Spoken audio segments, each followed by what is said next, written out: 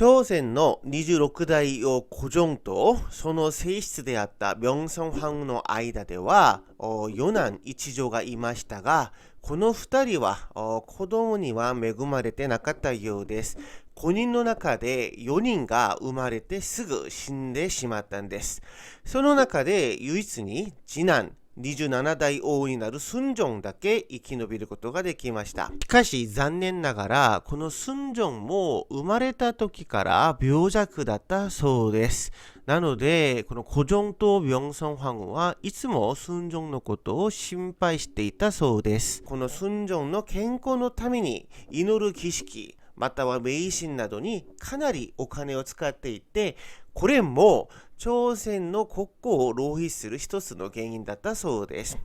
とにかくこの2人にはとっても大事な子供でした。なので、2人で過ごす時間もかなり長かったんですが、26代王の고종はコーヒーが大好きで有名な王です。27代王순종もお父さんとのティータイムを楽しむためにある日一緒にコーヒーを飲む時間がありましたが、この時に大きな事件が起きてしまいます。コーヒー大好きな고종はコーヒーを一口飲んで、これはおかしいよと言ってからすぐ口から出したらしいんですが、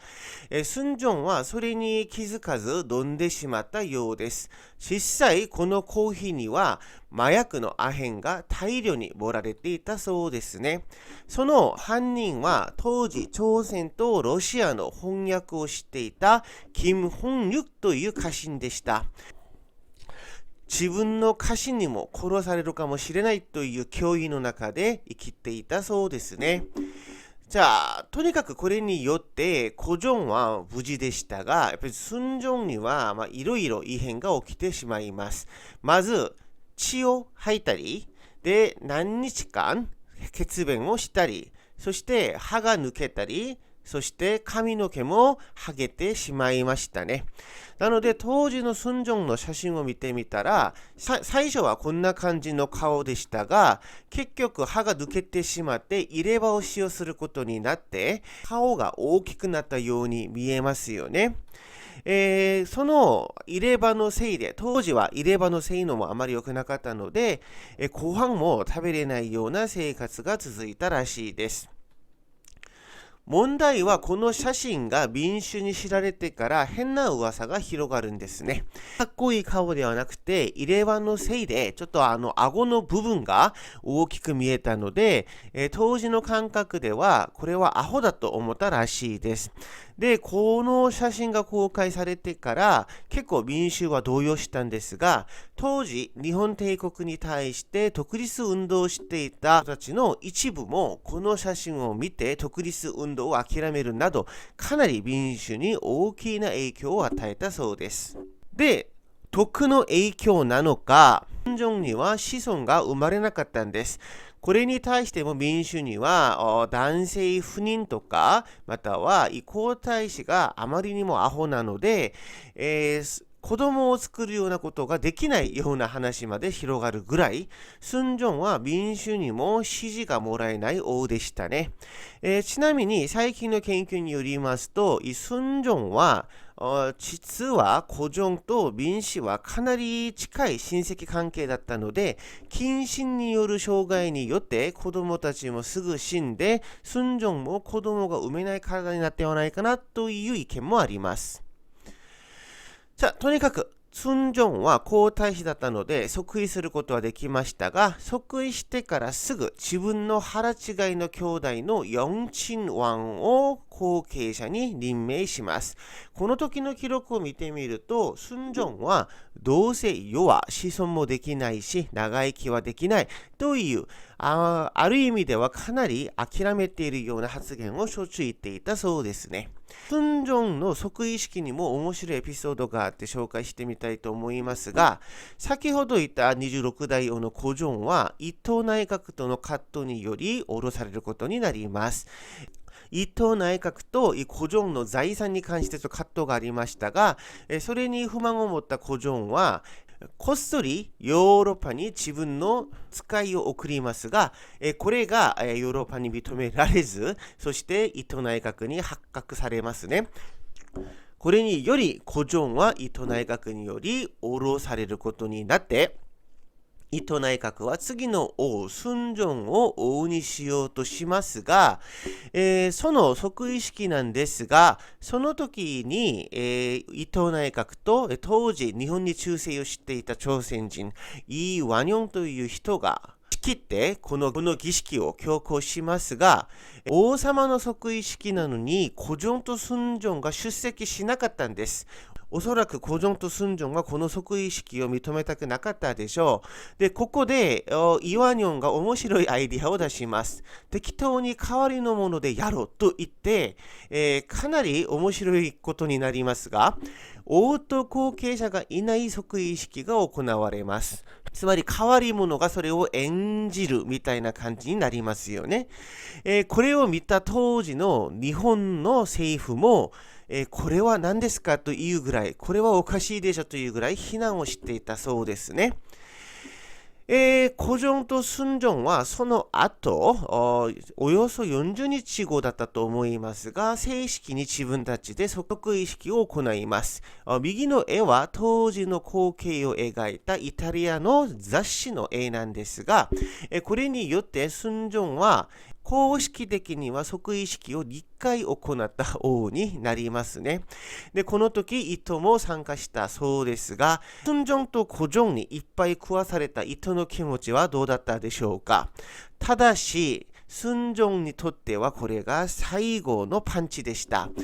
どういうことだと言ったら、もうすでに朝鮮は滅亡の道を歩んでいたので、순종には何もできなかったんです。순종が王になってからすぐ糸内閣は条約に基づき国の統治権をいただきます。という、簡単に言いますと、警察とか軍隊とかをすべて解散させて、それを日本帝国が管理することになります。当時、これに反発して、今、韓国の明洞あたり、つまり南大門あたりでは大きな戦闘が行われたりするかなりの葛藤がありました。で、その後、それだけじゃなくて、日本は朝鮮に東洋拓殖株式会社という会社を設立して、朝鮮の経済圏を少しずつ支配していきます。結局、순종は何もできなかったんです。で、ここで、イワニョンを率いた周りの日本に忠誠する朝鮮の家臣たちも、もうそろそろ天皇様に忠誠を誓ってくださいと言って、周りの家臣も순종の味方は一人もいない状況でしたね。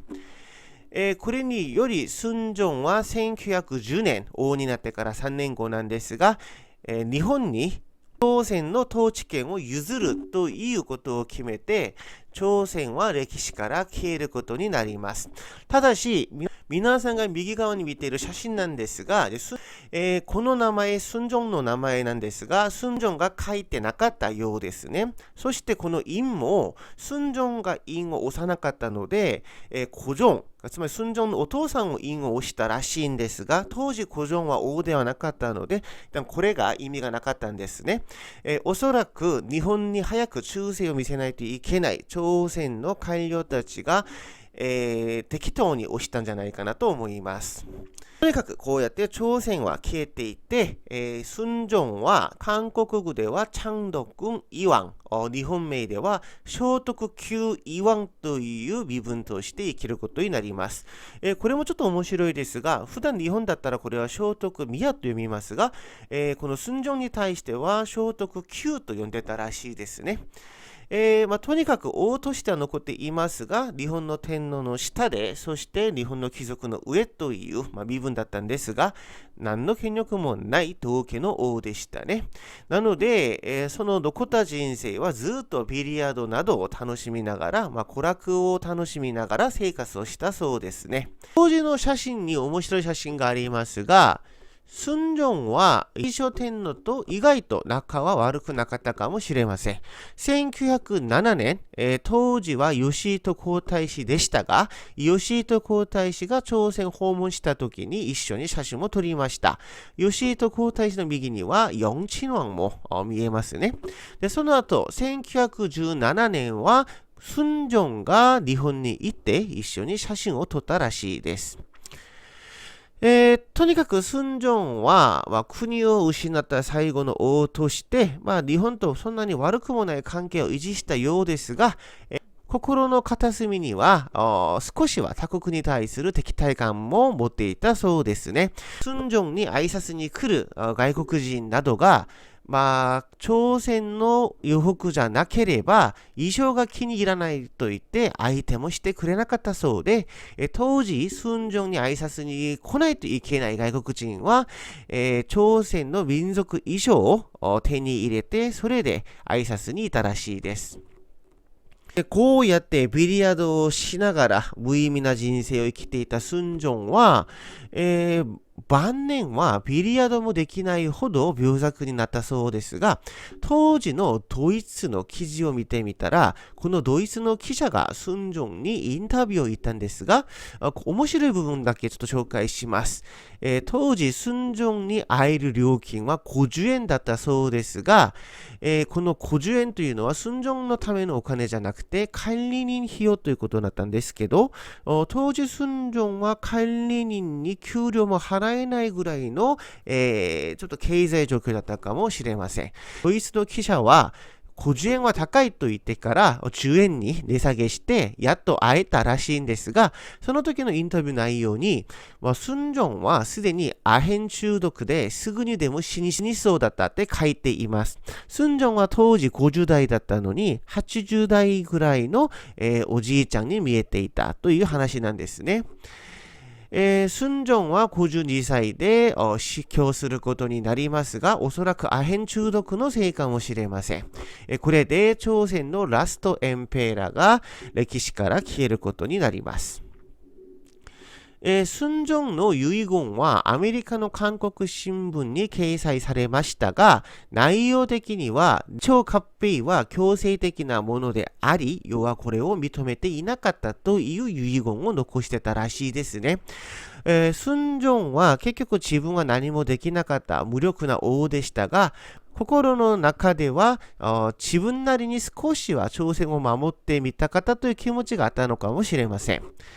現代の韓国では、孫正の評価なんですけど、国のため何もしなかった武王として有名なんですけど、ちょっと中立的に考えてみると、孫正は子供の時に母が暗殺され、父も毒殺疑惑、とね死にましたけど、毒殺された可能性が高いと言われていますよね。で、本人も毒で殺されるかもしれないところだったし、じゃあこういった幼年期を過ごした孫正が大人になったら、父の失敗を自分の目でずっと見てきたんですね。古正が日本に対してやった犯行が結局すべて日本によって水の泡になって失敗したのを自分の目で確認してきました。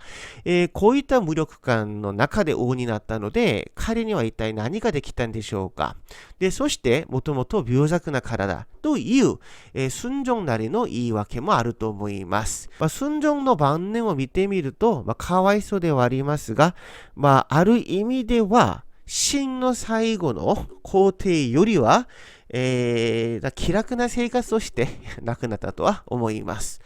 じゃあ今日はここまでです。来週はヨンチノアンとイーバンジャ様のラブストーリー的な話をちょっと皆さんに紹介してみたいと思います。今日も聞いてくれて진짜 고마워요。 여러분 안녕。